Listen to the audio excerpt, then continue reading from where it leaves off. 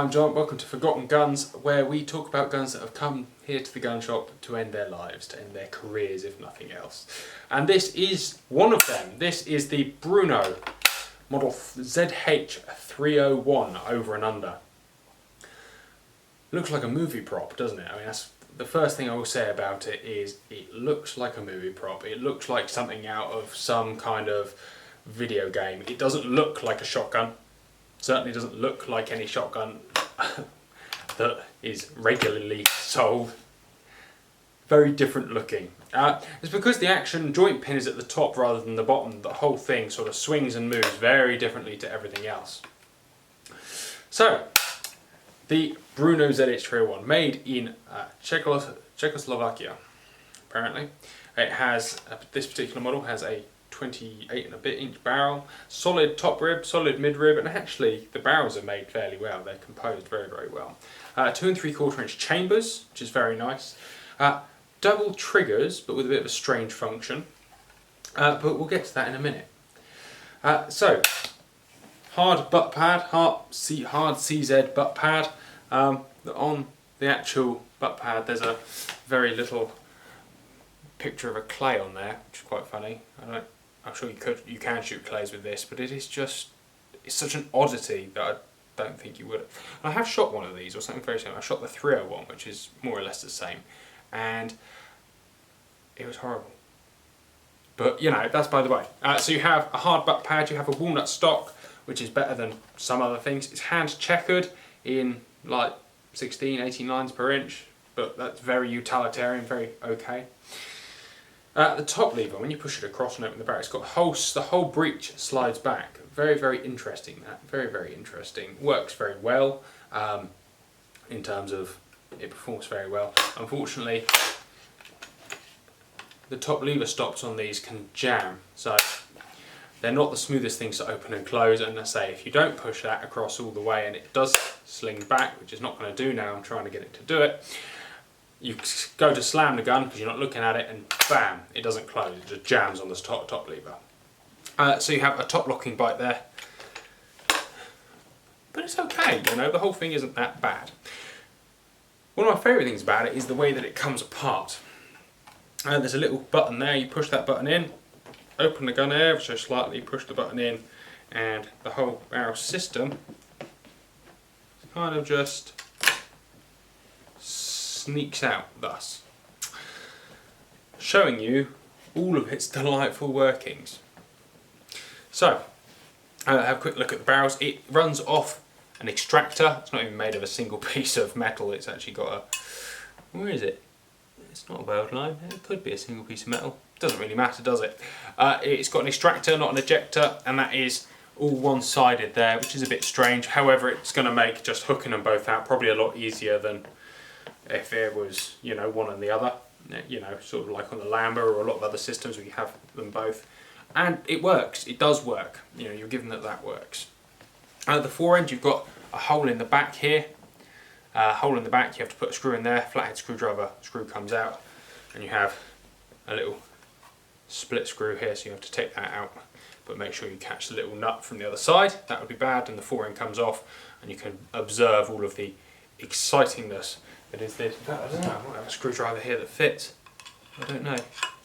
Should we have a look? I don't know if it's proofed or not. Should we see?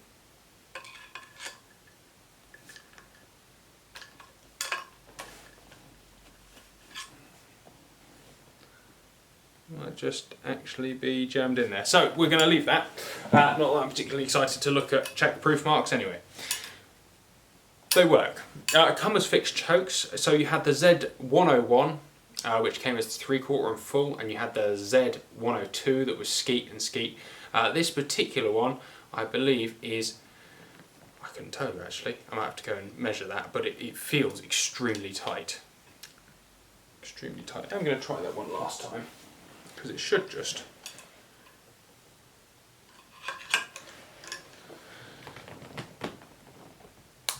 There we go.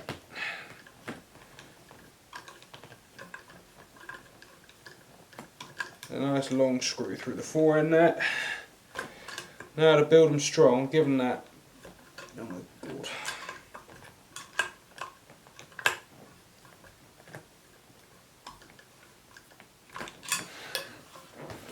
that loose. Just pop this one out quickly.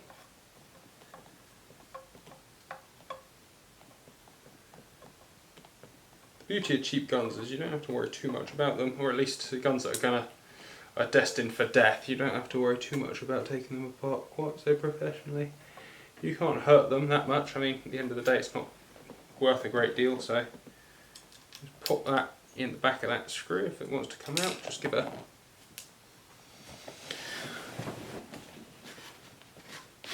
There we go, out it comes. There it is.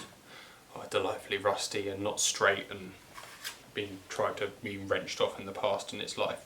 But it works, you know, the whole thing works fairly well. You can see they've dropped a nut in there and done it over, and it's not horrific, is it? It's not that bad. So, anyways, put that back down there with all the other nuts and bolts. You look at that, it's not proofed, as a few of these probably won't be, so that's not the reason it's in my here to die. The reason it's here to die is spares for these are very difficult to find. There we go. So popping it back in takes a little bit of force. You just push it back against the line, drop it in, and away you go. Like with a lot of these sort of cheaply made guns, they're not that nice to put together and take apart. So, safety catch on the front of the trigger guard here, you push that forward, it's off. It is automatic, that when the gun opens like that and the breech block comes back, it actually turns the safety on automatically. The triggers, it is a double trigger, so you can go bang, oh, safety off, bang, bang, with those triggers that are, in fact, let me have a look, I think I've got my gauge, I'll go grab it quickly.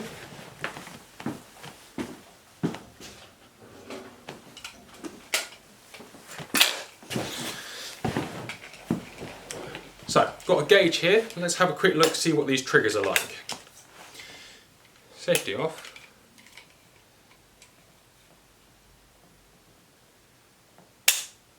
£7.5 on the first trigger. And £6.5 on the second trigger. On the first trigger. However, there's a little secret to one of these, in that you can pull the back trigger twice on the second trigger. So you can go...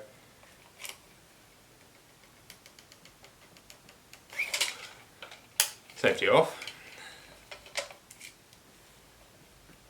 Safety off. You have a £6.5 pounder, and then you pull that same rear trigger again.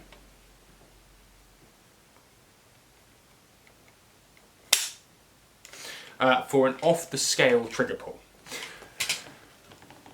The irony of these extremely heavy triggers is that these guns legendarily double discharged for no particular reason, and as such, there's another reason I don't want to sell it. They're just not the most reliable things. However, I had to share this one with you because they just look like something from another planet.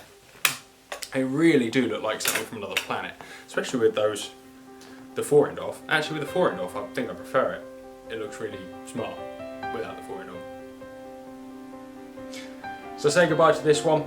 Firstly, lack of reliability. Secondly, lack of proof marks. And proof sizes means that this one would not only be a bad idea to sell, but would be illegal. So it's going to go back up into the scrap bin, probably for the rest of its life. Say goodbye to it. Thank you very much for watching, and we'll see you next week with another Forgotten Guns.